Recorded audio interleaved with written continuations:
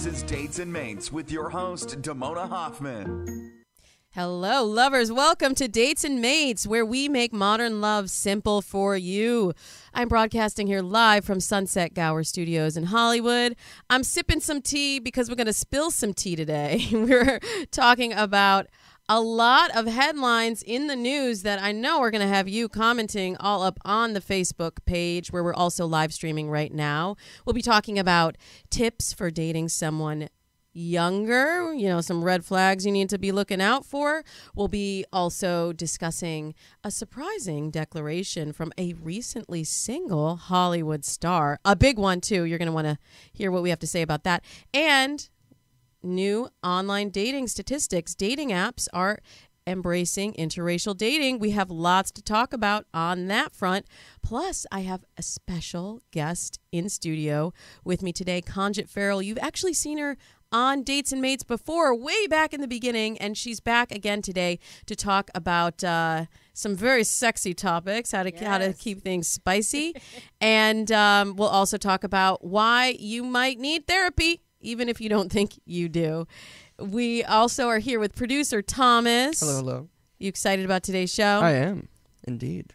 That you sounded like a little bit excited. Yeah. Let's try it again. Okay. With gusto. Yes. Oh yeah. I'm now so I believe excited. You. Are you excited about these technically dating questions? Of course. We have questions like what to do if your boyfriend's parents decline to meet you, and how to handle it if you catch feelings for your F buddy. You know what I'm talking about. We always say, "Oh, I can do it like a man," and then the next thing you know, those feelings catch ya.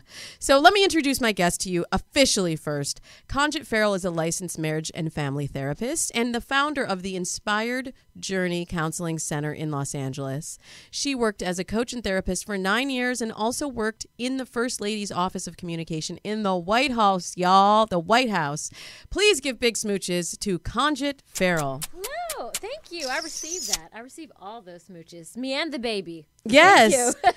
She surprised me a little bit because I told you I haven't seen her in a couple years, and then she walked in and she brought somebody with her in her belly. That's right. Congratulations. Thank you. I think you're just the person to give us sex advice because you seem to be doing it quite well. Yeah, something has worked. I don't know. Maybe producer Thomas doesn't want that kind of dating advice yet. No, I'm here for it. Right. All right. What? All right. Oh, is your girlfriend listening? I don't. Well, Kongit, you've said therapy is good for everybody. Yes. I believe that too. But one thing you say is you should have therapy even if you don't have, quote, problems. Why is this? Well, I think, first of all, Damona, this isn't therapy from 1972.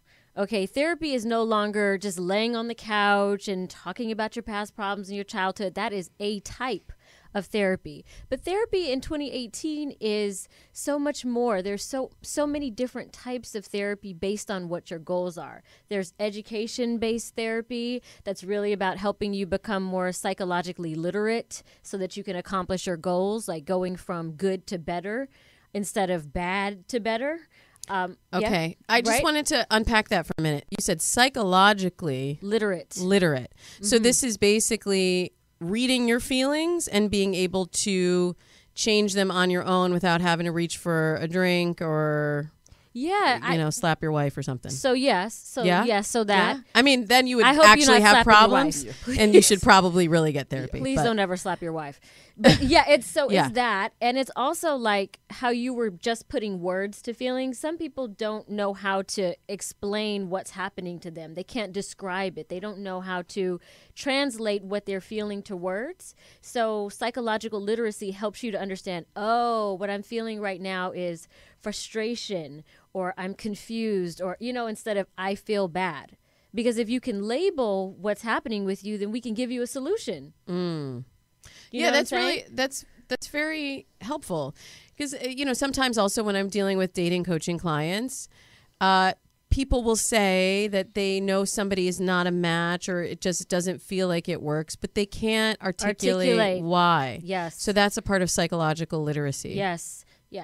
So that we can name what's going on. And once we're able to name what's going on, we can fix it. There's a damn near solution to almost any problem you can have with therapy now. So like that's where we are with research. So the biggest part is like getting true with yourself and saying, you know what? I need to get better with this. And as soon as you say that and you come into the office, we can give you like so many tools But to help how you do do you that. get people to that point? Like, there's someone in my life. I'm not going to out this person. Okay. But there's someone in my life. I'm just a big believer in therapy and understanding how your actions impact other people. Yes. Right? Yes. And this person has had therapy before, and it was more about healing past trauma. Okay. And this person does not want to go through all of the trauma again and start over with a new therapist and whatever. So what do you say to those people who are resistant to therapy, the idea of therapy at all, because they don't want to make it messy? You know what? It's Right. so funny you say that. I think finding the right therapist is like dating. Because when you find the right therapist and the right approach, it doesn't feel like some burden and thing that you dread going to and doing. It should feel interesting, exciting. You should be somewhat excited about learning more about yourself and getting closer to the life you want. So if it doesn't feel like that, then it's probably the wrong therapist or the wrong therapeutic approach. Mm-hmm. And I know Right? you are the founder of the Inspired Journey Counseling Center in Los Angeles. Mm-hmm. A lot of our listeners are not here in LA. How can someone go about finding that right therapist? You know, you can go to Psychology Today and look through the profiles and see, catch people's vibe. Like, do you like It's like how dating they- profiles, yeah, right? Yeah, it's like, that's what I'm saying. What? It's like dating. Catch people's vibe. Like, how do their pictures look? Are they well put together? Do you like what they're saying? Do you like, how they're expressing themselves? And then just reach out, quick 15-minute call, see how it feels. And if it feels good and if it feels right and they're saying things that like automatically resonate with you, that you're like, oh yeah, right, just go. Just go, and see what happens. See what happens. Yeah. Yeah, I think there's both in dating and therapy, there's this feeling like, I don't want to like go through all this process and open up to someone and then have it not be right. But sometimes we just have to live and let the chips fall where they may. You right? just have to live. And like with dating too, like, when you met your husband, it was just like normal. It just felt good. It felt like, oh, okay. Okay. That's how it should feel with your therapist. Okay. All right. Yeah. So give your therapist 3 dates, at least 3 Yeah. dates Yeah. to really turn up the heat for you. Speaking of turning up the heat, you Yeah. also, I'm sure a lot of people come into your practice with dissatisfaction over things that their partner does, or in particular over their sex life. I know, I don't work with married couples, but a lot of my girlfriends come to me. I'm not going to out y'all. Don't worry. But a lot of them come to me and they're like, how much do you guys have sex? Because we're getting in like once a month. And I'm like, oh, I'm your friend, so I'm not going to comment on this, but I can send them to you, Kongit. What do you say? Is there a norm for how much somebody should be having sex with their married partner or person, lover, Spouse, friend. Okay. F buddy? Yeah, you know what? It really depends. I got to be careful with the word norm, because we have to think about how people want to define what's a good sex life for them. Some people define a good sex life as once a month. They don't have the same drive. Other people need it once a day. So first thing the context we have to give it is, what is good for the person? What is good for the couple? And then we have to define their normal versus like normal in general. So there's not like a normal in general, but I can tell you some things that do happen most of the time in couples. So one of the things is, after the first couple years, the sex drives and the sex itself usually go down. And there's an evolutionary reason, right? Because the way our bodies are made, if you just had the same quantity of sex you had in the beginning of the relationship, all through the relationship, what happens when you get pregnant? And what happens when you have an infant in the home? If you're just super, super horny and having sex all the time, you may not be able to attend to the child the way you... And you right? keep your sex drive alive, but your child will right. die. But your child may suffer. But this is how our bodies are made. It's just like it's And made. trust me, you haven't been there yet, but you don't want to do anything down there for like 3 to 6 months afterwards. I'm just letting you know. Which is why I'm the we're- ghost of Christmas future here. We're enjoying ourselves now. We're enjoying ourselves. I'm married to a psychologist, so we both know. So we're like, let's have fun now. Yeah. So, I mean, but this is natural. Like, so the sex drive and behavior in the relationship often changes over time. It's natural. So oftentimes I get couples that come in to see me and they're like, we're not doing it as often. And so my first question is, how long have you been together? We've been together 4 years. Okay, that's normal. It's normal to have a decrease. So if you know that that's normal, what you need to do is just sit back and go, okay, so what do we need to do to pick it up again? You just take a little more effort.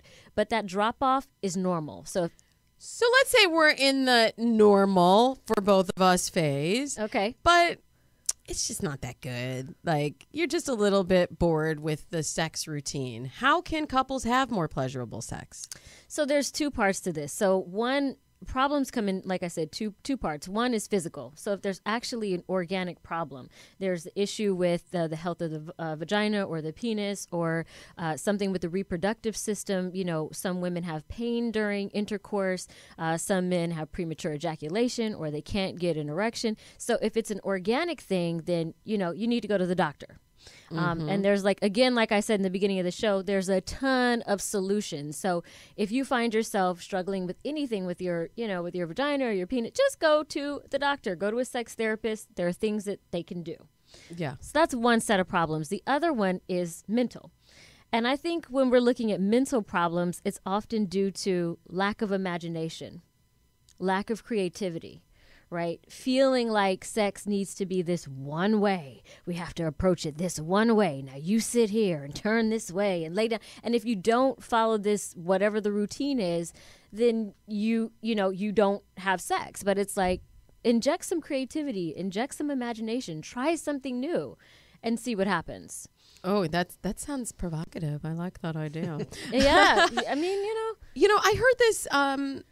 I heard this interview actually on another show that was looking at women's sex drive and mental illness, or being treated for. I mean, how many people are on Prozac and Zoloft and Effexor and all of these medications that really can inhibit sex drive? Yes. So how do you incorporate that? Like, if someone is depressed or is anxious and needs this medication, but they're not feeling like having sex, that can really impact their relationship. It can.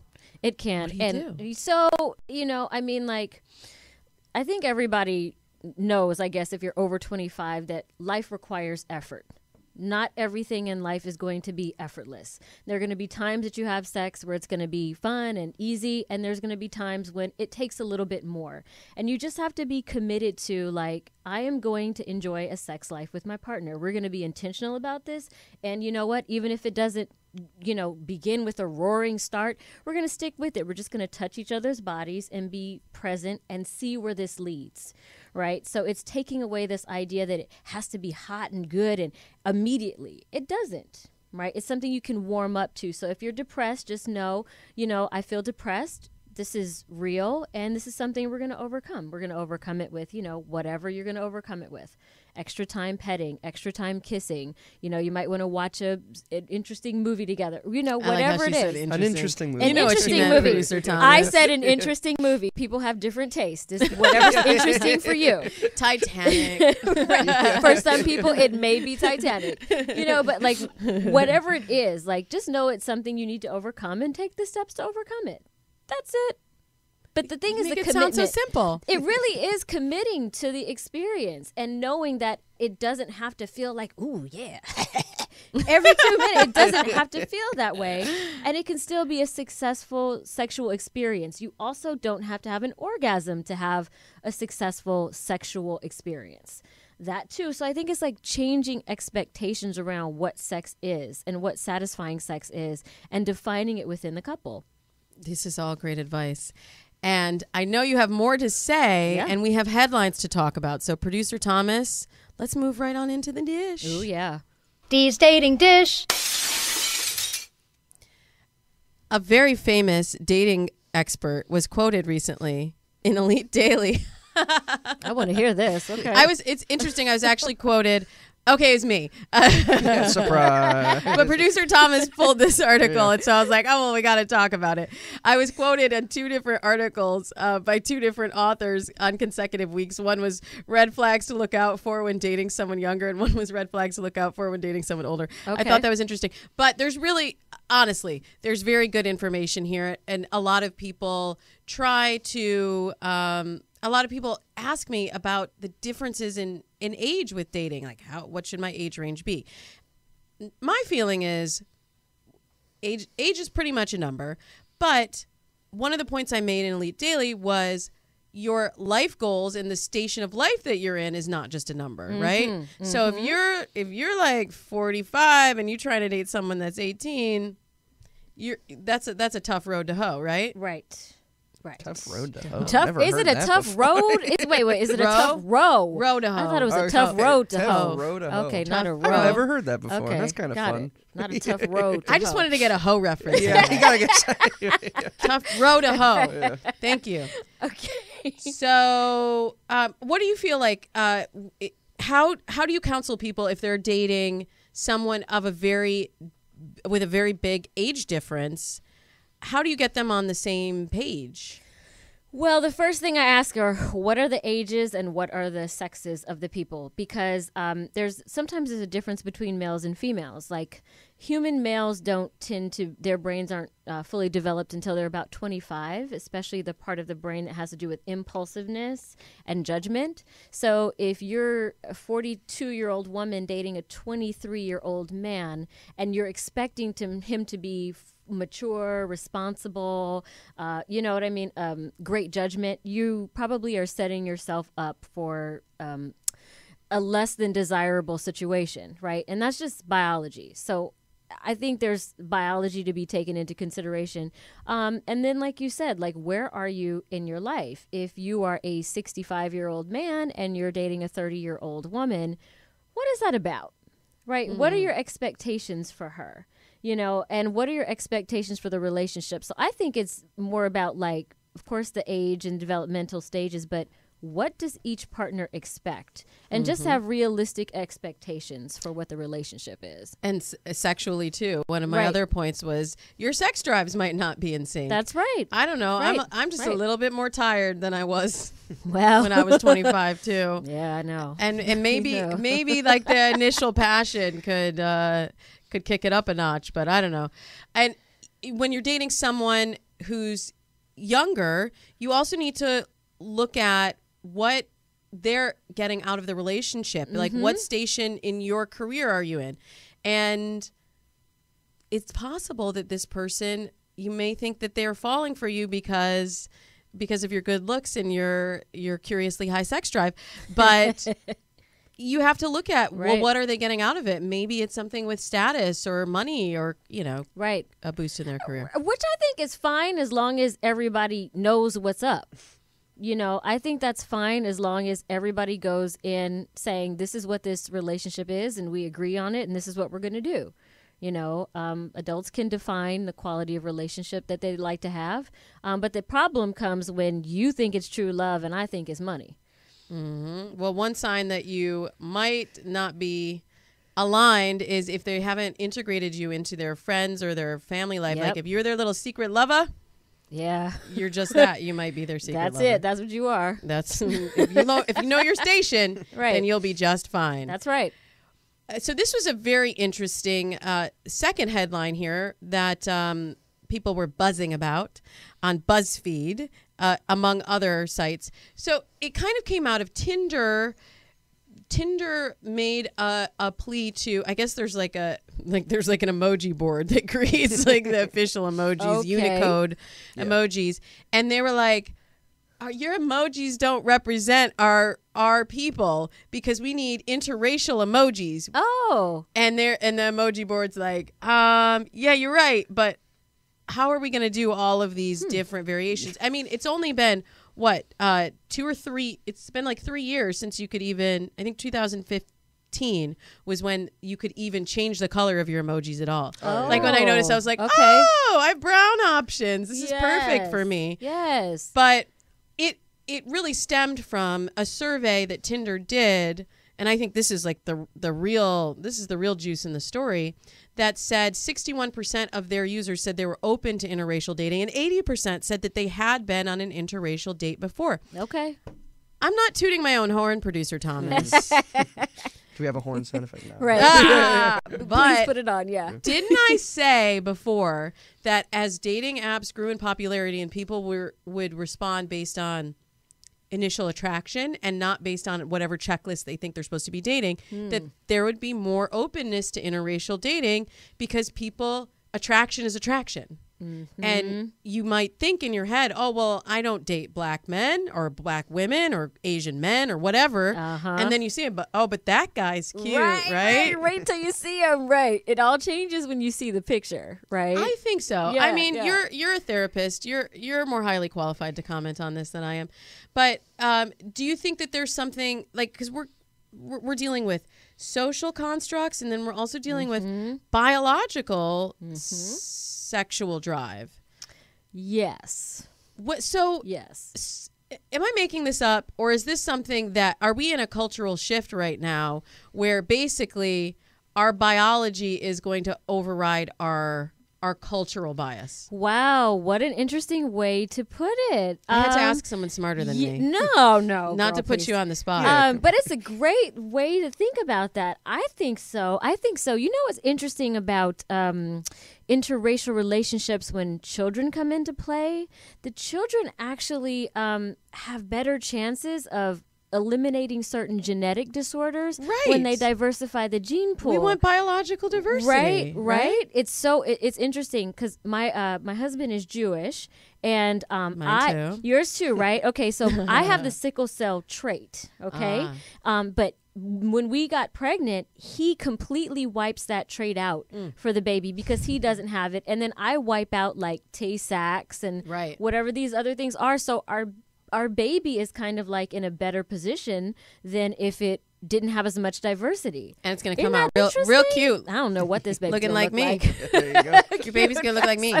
Black But and isn't Jewish, that black and interesting? Jewish. Hey. But isn't that cute? Like, isn't that interesting that there's this biology behind this? Yes, we're meant to intermingle, Yeah. I think. Yeah. People are going to give me all kinds of... Do you think, why are they going to give you comment you in stuff? the mention? No. They can't give you stuff because life is tough. And if you find someone who you click with and love, can you just be with that person? Can you? Can you I don't just know be in with that today's person? world. Well, we do have an interesting question in Technically Dating about that. But you know, one person who just can't seem to find the right match, Kongit? Jennifer Aniston, this poor woman. Yeah. She has split from Justin Theroux. I'm not going to lie. A part of me is a little bit happy because he's also my future boyfriend. Your Hollywood husband. He is definitely, he's my hall pass. But I mean, he just does the women wrong. He really does the women wrong. Like he had another girlfriend that he was with for a really long time. Then he was like, oh wait, I could get with Jennifer Aniston. He was with her like 12 years. Yeah. Never married her. And then was like, oh, Jennifer Aniston's calling. Yeah, I'll marry her. What's that about? Well, I'm sure you could analyze Mr. Theroux quite thoroughly. I continually keep reading it as the Prime Minister of Canada, like Justin Trudeau, right? Every time I see his name in the news, I'm like, what is he doing with these people? Anyway, a fun little anecdote. Also cute. Also might get a hall pass. Yeah. But he's seems like a cute. nicer guy. Like, okay. Anyways, this is a remnant of my bad boys phase, but this is not the point. The point is Jennifer Aniston is like, I have just had enough of sex and dating, and she's just like, I'm gonna have me time. I am just not even interested in dating. You probably see this a lot with clients that when they go through a breakup, they're just like, oh, forget it. It's just, I don't even want to do this again. But that's just not in our nature. Right? No, and I think she's just frustrated because based on the information that she has, she doesn't know how to solve this problem for herself. She's run out of solutions. She doesn't know how to solve the problem. She doesn't know where to go to get answers. So she's just frustrated, and she's just saying, forget this. But I would hope that someone like Jennifer would know, seeing a dating specialist, coming to talk to someone like you, Damona, going to a therapist, Jen. right? Yeah. And Forget all that stuff I said about having a on hall the pass with your podcast. ex. Right. Go talk to someone like Damona. Go see a therapist. Go see a psychologist so that you can become literate about dating, She brought that back. right? How you pick a mate, what happens in a relationship. I think with the right dating education, she could get what she wants. Mm-hmm. She just don't know. She doesn't know. And I mean, the one good thing is that she's saying, I just want to have some me time and focus on me. And I think that is the best thing to do. As long as you're not in your room, like listening to sad music and like, like if you're really doing me time, like, okay, what can I learn from this? Yes. And how can I be proactive? She says she's spending a lot of time focusing on puppies. Okay. She's like, okay, focus on your dog. If your dog makes you feel good. And she says she might get back to the dating pool someday, but right now she just wants to be single and focus on herself and her needs. And I think there is no fault in that, but like, I don't know that you got to make a declaration, a single declaration, Yeah. Just be like, I'm going to focus on me. And right now they were together 7 years. So it's time for her to, focus on her maybe, but she doesn't have to throw in the towel. I agree. She could just put the towel on the rack for a minute. I agree. I Right? agree. But breakups are a trauma. She needs to heal from the trauma. Yeah. But yeah, don't hang up. Don't hang it up, Jen. Don't hang it up. We got you, You're Jen. beautiful. We got you. You just get some support. Hey, maybe you could just get back with Brad, right? I don't know. Well, I'm gonna call it. I'm gonna call He's it right going now. back to Brad? that'll be He's interesting. done his self work. He's done. They've had that's quite a Nothing history. but naysayers in this room. I don't know. I'm voting for it. Okay. While they cool off from disagreeing with me, and we take some time apart, we're gonna take a break. When we come back, we have your questions coming up in Technically Dating, and we're gonna get you some solutions to the dating woes that you're dealing with. And Kongit Farrell will be here giving you advice as well. And in the meantime, you can check her out at KongitFarrell.com. That's KONGITFARRELL.com. She'll be sticking around, so you stick around too. We'll have more dates and mates right after this. Are you struggling to meet singles who you really connect with? You want to find someone who understands you and fits into your life and enhances it, right? Then Black People Meet could be just the thing you need to make a connection. Black People Meet is the largest dating site for Black singles in the U.S. who are looking for love, friendship, and dates. It's built on a simple principle: creating relationships and connecting lives. And with my code, blackpeoplemeet.com/datesandmates, you can set up a profile and enjoy 1 free week of browsing pictures and chatting and flirting and messaging, and hopefully going on dates too with other Black singles. I'm a big fan of online dating, right? It's how I met my husband 15 years ago, and it's the fastest way to expand your dating pool and find singles who you really connect with. So don't wait. Go to blackpeoplemeet.com/datesandmates to get your 1 week free trial today. That's blackpeoplemeet.com/datesandmates. Welcome back to Dates and Mates. I'm Damona Hoffman, your certified dating coach, sitting here with Kongit Farrell, licensed marriage and family therapist of the Inspired Journey Counseling Center in Los Angeles, and KongitFarrell.com. Yes. Okay, you've never done this before. You've never answered our questions in Technically Dating. Oh, no. So okay. I'm excited to hear what you have to say. You clearly have a lot of wisdom, and so you're going to get us some psychological literacy up in this segment Let's do it. of Technically Dating. Okay. Technically Dating. And my friends, Technically Dating is brought to you in partnership with Black People Meet. You just heard about Black People Meet during the break. And if you are looking for other Black singles today, check it out at blackpeoplemeet.com/datesandmates. And our questions also come from the Techspert app, where you can get crowdsourced advice for your drama. Download it today in the App Store. All right. Buckle your seatbelts. Buckle the baby's seatbelt. Okay. We're going to do this. Technically Dating. This one comes to us from a young lady from Pennsylvania. She says, my boyfriend and I have been dating a little over a year now. We are very in love, and we are planning our futures together. My parents have already met him, and they like him quite a lot. However, his parents are very conservative, and they don't want him to date outside of their ethnicity. He asked his mom last night if he could bring me home next month, and she said, no, not this time. We will talk about it when you come home. I don't know what tone of voice she used, but I'm assuming it Probably was a little something like that. ominous, right? Ooh. She says, I'm really worried about the conversation that they're going to have. Kongit, we were just talking about interracial dating. It's happening. Can this relationship work if his parents are that much against it that they won't, even after a year, they won't invite her into their home? I'm so happy that you asked this question. It can work if he decides he's going to be a man and start protecting his mate.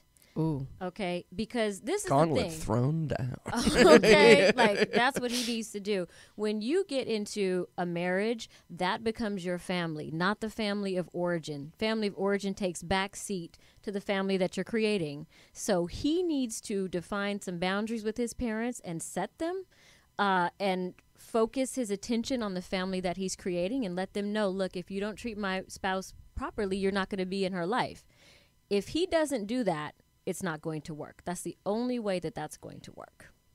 So this is an opportunity, I Yes. guess, for him as he goes home Yes. and talks with his mom to set that boundary. Mm-hmm. And maybe it's actually a good thing that they have a chance to talk with it face to face, because that's the kind of conversation that I think would go better if they're in Yes. the same room, as opposed to if they're on the phone and she's like, don't bring that girl in here. And he's like, you are closed-minded, Mom, and I hate you. Click. Right. And that's the end of the conversation. Or worse, over text. Please don't have that Oh, kind God. of conversation. People are doing this Too many today. words to text. Yeah. How do you text People like are a having these kind of novel-length conversations. conversation. Right. Yeah, no. Over text. It doesn't Face belong to there. face. Face to face. So I Right. would say to her, like, don't get all turned up about this. Just let him do it. let him do it. Yeah.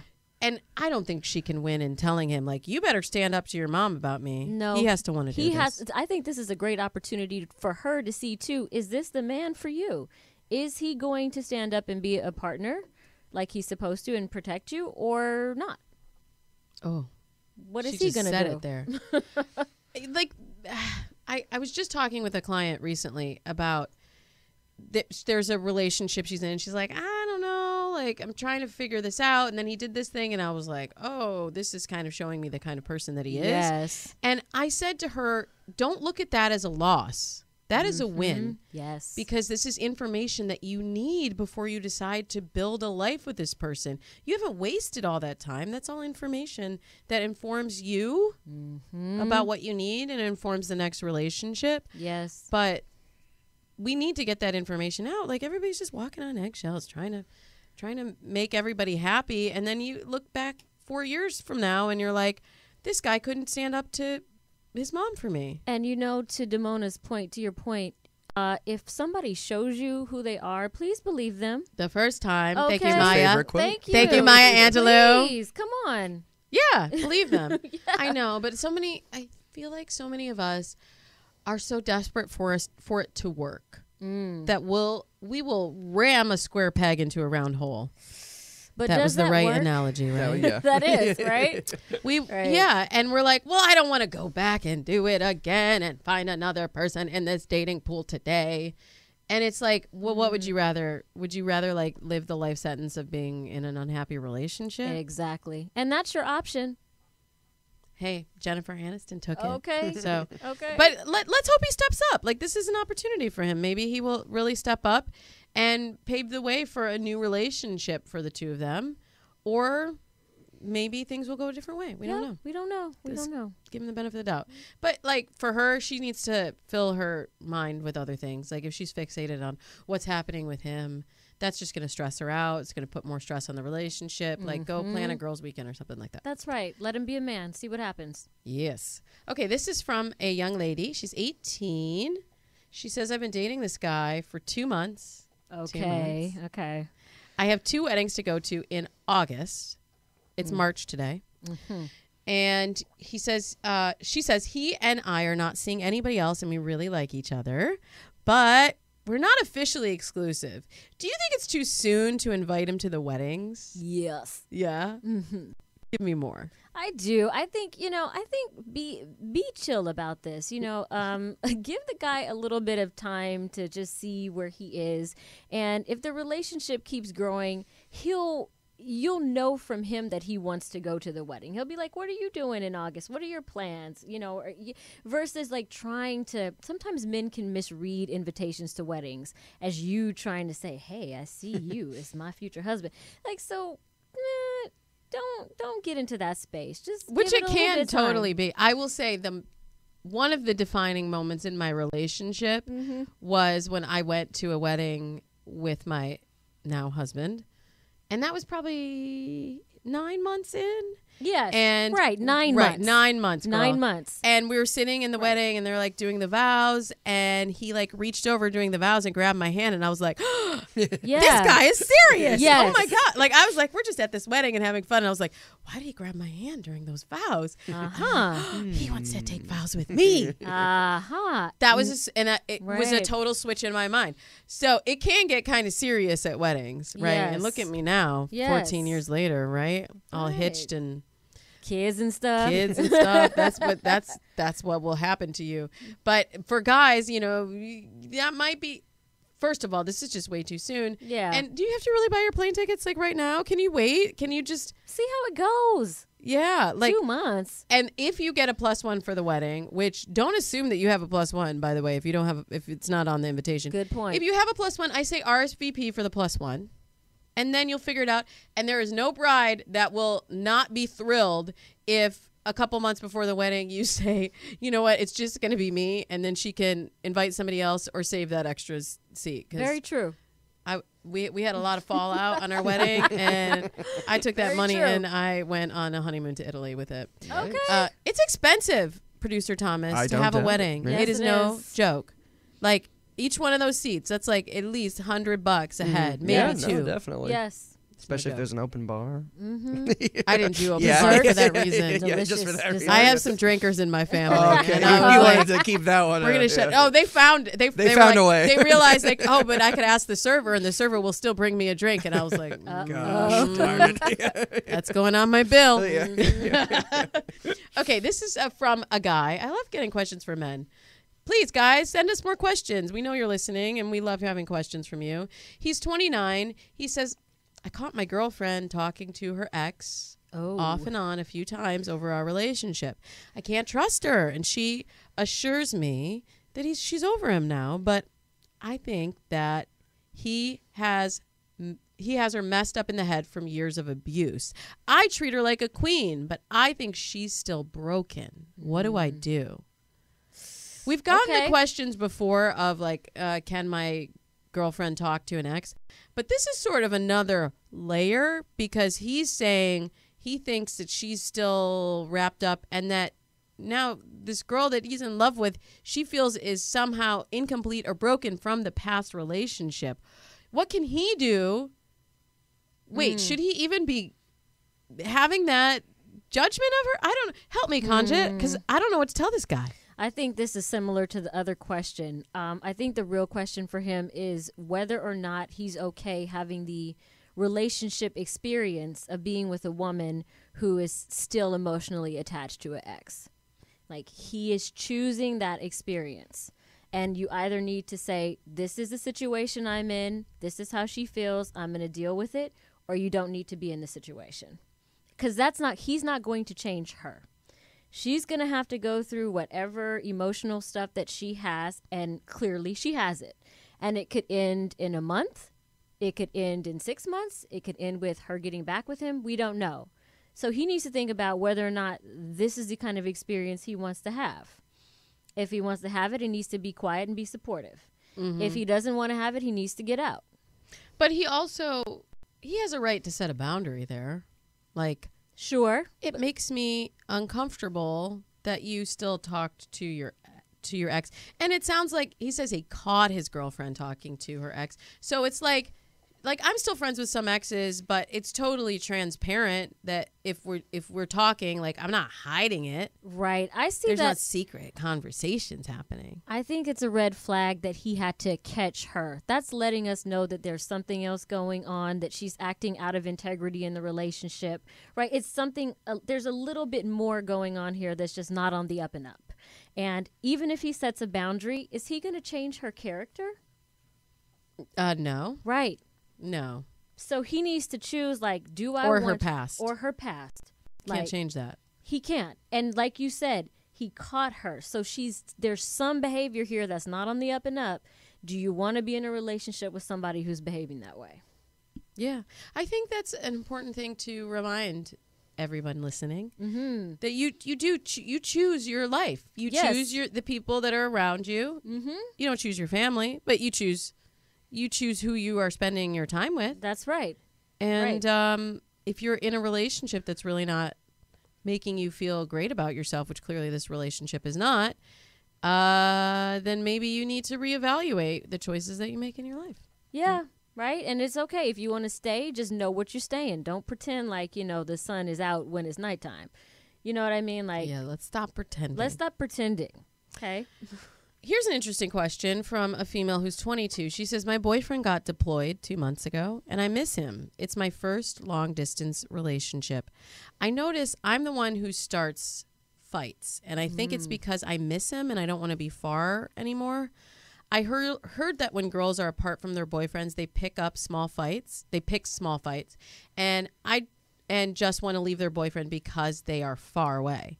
Is it true that those things happen? I'm trying to be strong and wait for him. And then she says, I only have 2 more weeks, but it's hard for me. But it sounds like, if he was just deployed, it's possible. If he's only been gone for 2 months, it's possible he might come back for a 2-week, what do they call it? Furlough or something? I don't know, but they can come then back. he might, but he might go away again. Yes. So this is not something that you could just say like, oh, you'll see him in 2 weeks and brush it under the rug. Right. This is something that she really needs to make a choice about being in this relationship, because this seems to be, for the time being, a lifestyle that she and her relationship will be playing out for a while. So how can she deal with these feelings of picking fights? Is that something that is common? Sometimes. I think you kind of alluded to this, and it's important. She has a choice. There's 2 things you can do. You can change a situation, or you can change how you respond to the situation. So she needs to figure out, is this kind of relationship going to work for me? Yes or no? If yes, then she needs to learn how to cope. And so it seems to me like she's doing, her defense mechanism is pushing someone away if she's feeling lonely, and rather than saying, I'm really feeling lonely, I really am attached to this person, and it really pains me to be separated. Seems like she doesn't feel comfortable being vulnerable. And if she's going to stay in the relationship, she needs to embrace that vulnerability. And if he really is a great guy who she loves, communicate that. Be vulnerable in the relationship. Honey, I miss you. I don't think I can do this. This is so hard for me. Versus having this shield up. That's not really her being authentic with herself or in the relationship. Yeah, vulnerability is hard though. Conjure. Well, that's she why should you read a Brene Brown book or something. She should. And you know what? That's why you have to pick the right person who you can be vulnerable with, right? That's true. If he's the right guy, he should be able to receive that and be like, okay, well, how do we work this out? What if I call you? Maybe I can call you something, right? And then try to problem solve, versus pushing him away, right? What does that solve? What does that do for the relationship? It just creates space. Creates more distance. You're Yeah, already exactly. separated, and you're creating more distance between you. Right. Yeah, and it is a protection mechanism to keep her from getting hurt, but she's already hurting. and even Brene Brown, talks about things being messy. Like, she's in the messy middle. Yes. And this is the part where she needs to really, this is an opportunity for her actually to sort through these feelings that she's having. Yes. And long distance relationships are not for everyone. That's right. That's right. I always say if someone's in a long distance relationship, there has to be the hope that you'll be together at some point. So it sounds like this one might, but can you make it through the next 2 weeks, 2 months, 2 years? If this is the lifestyle, this is the job that he's chosen. Yes. This is the lifestyle that you are choosing to lead. That's right. I'm going to ask one more question. I'm not going to look at producer Thomas because he always tells me I don't have time. So we're going to ask, this is like lightning round.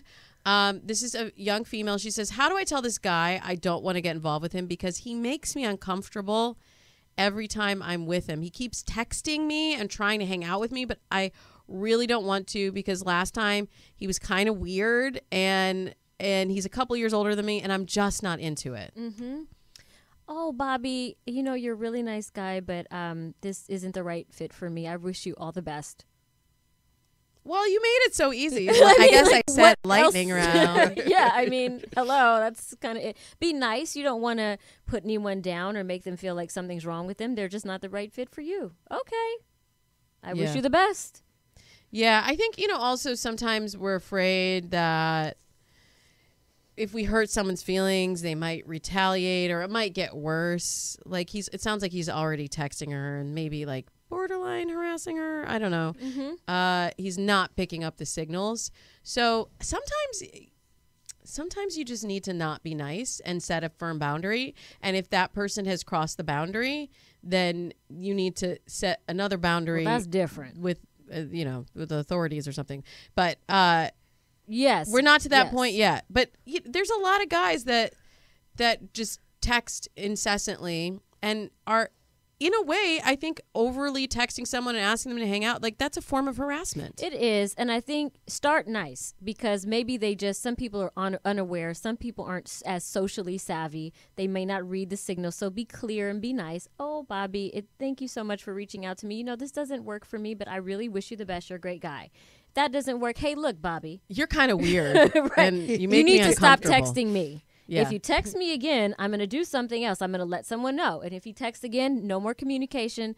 Let the authorities know. But, set a nice boundary first. If that doesn't work, a little bit firmer. After that, get real firm. See, I like Kongit's soft and gentle way. If they don't get it, though. I'm like, just tell him. But I like your way better.